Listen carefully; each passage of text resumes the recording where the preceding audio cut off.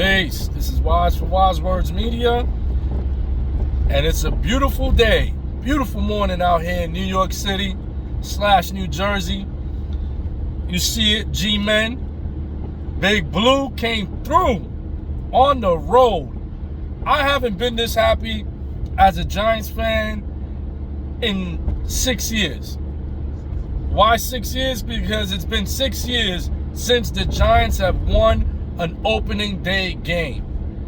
And, you already can feel the change in the culture. You can already feel something different is happening here in New York. And, it starts from the top. They brought in Joe Shane, who was a part of the front office in Buffalo that helped rebuild the Buffalo Bills, brought in Josh Allen, and a number of key parts that have changed that team's culture around. And now look at them. They're the odds favorite in Vegas to win it all this year. So you have that. Then he brings along Brian Daboll. And Daboll was the offensive coordinator that helped bring Josh Allen along. Because if you remember Josh Allen's rookie year, he was prone on turnovers. The guy could run, and he has a cannon of an arm, but he turned the ball over a lot and didn't make a lot of good decisions. Sounds familiar? New York Giants, Daniel Jones. Phenomenal speed, a dual threat, can run the ball, has a cannon of an arm, but turns the ball over a lot. Makes a lot of bad decisions.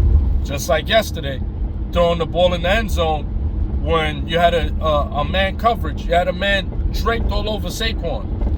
You don't do that. But the great thing is you saw Brian Daboll right after that happened go straight to Daniel Jones and was getting in his ear, trying to get into his head. Like, listen, telling him whatever words he exchanged with him, that's not how you do it. That's not good quarterbacking. And Daniel Jones never had that. He never had the guy that could get in his ear after a big mistake, something crucial, and help him grow. It was no growing pains. It was all pain. There was no growth.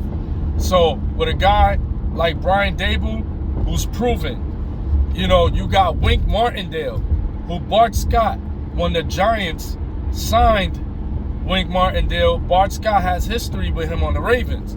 And Bart Scott sang praises of Wink Martindale. He said, you're going to see the Giants defense is going to improve vastly. And look at that. Who do you know? When have you ever seen Derrick Henry shut down like that? The way that the Giants did. And the Giants didn't even have their two best pass rushers. We didn't even have Kayvon Thibodeau, the rookie, and we didn't even have Ojulari. So we didn't even have Thibodeau and Ojulari. And we held one of the top 3 running backs on smash last night. So that is one of the key things moving forward for the Giants team, is that we have competent, experienced coordinators and coaches on this staff, and you're already seeing the growth. Saquon Barkley almost had 200 yards from scrimmage, had something like 168 yards with a touchdown. This is the difference you're starting to see. The Giants and this coaching staff is using Daniel Jones as a game manager and not as the centerpiece of the offense. And that's huge. The centerpiece moving forward is Saquon Barkley. And you see the high usage, you see the smart usage, and you see the spots that they're picking Daniel Jones to play in. So all around, great victory for the Giants. This was something that all Giants fans are in unfamiliar territory. Waking up the Sunday after week 1, feeling incredible that Monday morning. So that was incredible to see. Also, like I told y'all, a couple things I told y'all last week in my top 5 things to watch for. What I told y'all about the Minnesota Vikings, and I'm going to double down. I'm going to go an extra yard and say, just like I told y'all, watch for those Minnesota Vikings. They're going to take the division. I even told you they're going to the NFC Championship game. I'm even going to go a step further and say Justin Jefferson is going to win the MVP. And I don't know when's the last time a wide receiver ever won the MVP. I don't even know. It's been decades if it's ever happened. Because they don't give the MVP award to wide receivers. But Justin Jefferson's not only going to win the MVP this year, he is going to lead his team to the Super Bowl. You are seeing an elite, all-around generational talent in Justin Jefferson. And like I told y'all last week in my video, Justin Jefferson and the Vikings were there last year. They were almost about to beat Green Bay. They were right there, about to beat them. But, you know, the lack of experience, going up against an experienced MVP, Super Bowl winning quarterback in Aaron Rodgers, he knew how to get those last second victories. But when you're looking at this team, this Vikings team that went toe-to-toe, blow for blow with Green Bay last year, they're looking at Green Bay like, we got y'all number. And you saw it yesterday. They attacked yesterday. And what's his name? Justin Jefferson had Jair Alexander on him, which is one of the top cornerbacks in the entire NFL, and who's seen Justin Jefferson multiple times because they play in the same division. Yet it meant nothing. Justin Jefferson chewed them apart yesterday. So this is the type of performance I expect from the Vikings. And like I said, they're going to the Super Bowl this year. Another thing I'm going to double down on. What I told y'all about the Saints. The New Orleans Saints. Jameis. And he is going to bring back Jarvis Landry, who was a former Pro Bowler. But he had some years behind like Baker Mayfield and bad years in Miami. But he is an all-world wide receiver. And you are going to see the resurrection of him in New Orleans playing the slot position as a slot receiver. And man, for those of us who play fantasy, he had like 25 yesterday. And when they unleashed Jameis on Michael Thomas came through and had like 20-something points in the second half. So the New Orleans Saints, watch out for them, man. They are going to be trouble too. We could very easily get the Saints and Vikings as an NFC championship game. Also, I want to go to the Bengals. There's nothing to watch there. Like, some people are concerned. Usually, what happens is, during week one, especially when you get new offensive line players, a lot of times it takes time for the offensive line to gel as a unit. And that's one thing. They are one unit. You know, that's why you get a penalty in the event that one person jumps before the ball snaps. They're a unit. They have to work. The offensive front line and the defensive line, they have to work as a unit. So it takes time. It takes weeks, especially when you get new members to that offensive line. Defenses usually in week one and week two, they get it together more quickly than offensive lines do. So, you know, the Pittsburgh Steelers, who had multiple members of the past couple years who've been a stout defense, they were on display. You had new members on that Cincinnati front line, that offensive line. So, you know, it's nothing to watch there. Give it a couple weeks, give it a few weeks, and you're going to see them gelling. And Joe Burrow is going to be back to Joe Cool.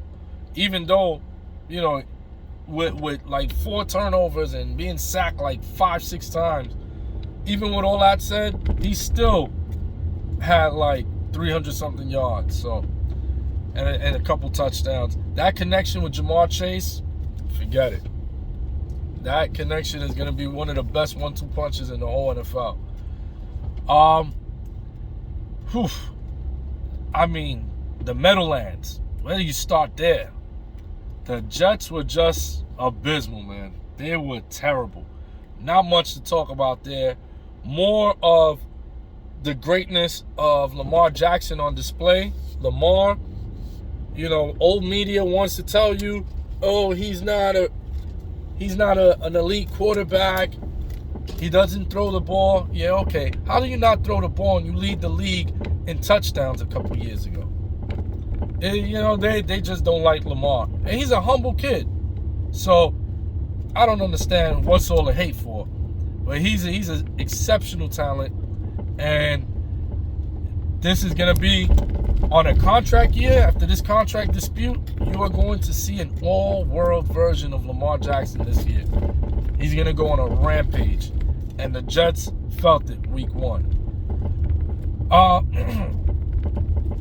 And, last but not least, what I want to touch on is the, what was it? Oh, yeah, the AFC West matchup between the Chargers and the Raiders. Man, like I've said before, Justin Herbert is a sensational, elite talent. This guy is a top 5 quarterback, and we saw it yesterday. We saw it on display. They went and corrected some of the things that they had wrong. Like I said in my last video last week, on the top 5 things to look for this NFL season. They corrected that defense. Darwin James is one of the best safeties in all of football. But now they got him J.C. Jackson, who didn't even play yesterday. He's injured.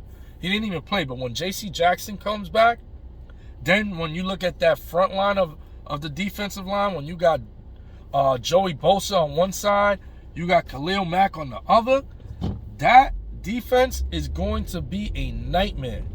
That pass rush is going to be a nightmare. So, yeah, you're going to have a nightmare going up against them, defending them, and trying to throw and run against them. They are a complete team. The Raiders, nothing to panic about. They just went up against their division rival, and sometimes that happens. Sometimes division rivals kick your teeth in, and it happens. It's okay. They'll be all right. The Raiders are going to be a playoff team. They're going to have, they're not going to go up against Darwin James and Khalil Mack every week and Joey Bosa. So that offense is going to get it together. They got to get Adams, Renfro, Jacobs, Waller, all of them acclimated playing with Derek Carr together. So it'll take a couple weeks, but that team is going to be something to watch for. And, it's a little early to decide who's going to be in the Super Bowl, but what I can say for NFC and AFC championship games, similar to what I said last week, I'm doubling down. I got the Minnesota Vikings going to the Super Bowl and definitely at least appearing in the NFC championship game.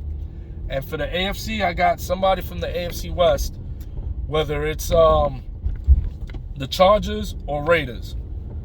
One of those two are going to go to the AFC West Championship, most likely against either Buffalo or Cincinnati. So that's my Final Four over there. But it was a great week 1. A lot of drama, a lot of excitement. Giants winning. Giants football looking new, like a new chapter has begun. And we back. G-Men are back. It was a great, fascinating week 1, and we found out and we saw firsthand why the NFL is king, the best of the 4 major sports. It's undisputed fact. So I'm Wise for Wise Words Media. That's my Monday morning quarterbacking. I'm out. Peace.